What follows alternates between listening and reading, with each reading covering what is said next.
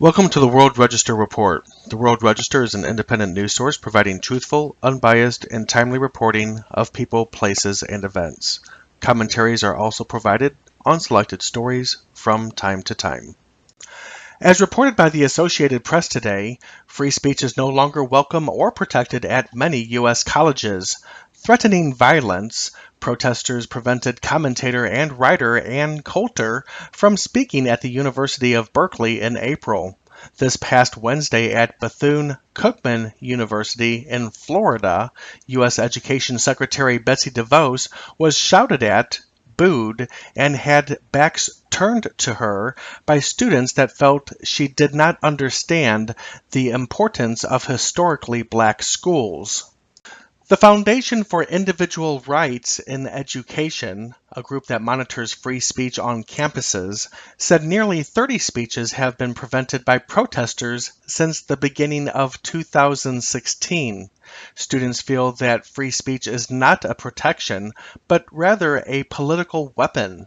In 2015, a survey conducted by Pew Research Center found that 40% of people ages 18 to 34 supported government censorship of statements offensive to minorities.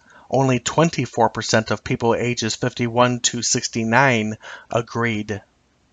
In another report by the Associated Press today, U.S. Defense Intelligence Agency Director Lieutenant General Vincent Stewart gave a grim assessment of the U.S. military's state of affairs in war-torn Afghanistan.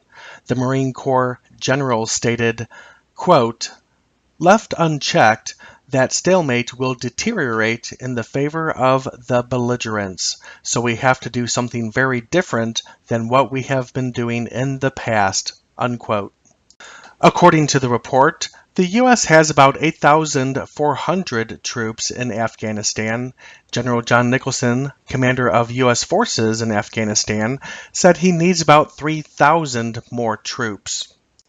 And RT reports the Philippines has moved troops and equipment to Pag-asa Island in the South China Sea. The island, claimed by both the Philippines and China, is part of the Spratly Archipelago, which is also claimed by Taiwan and Vietnam.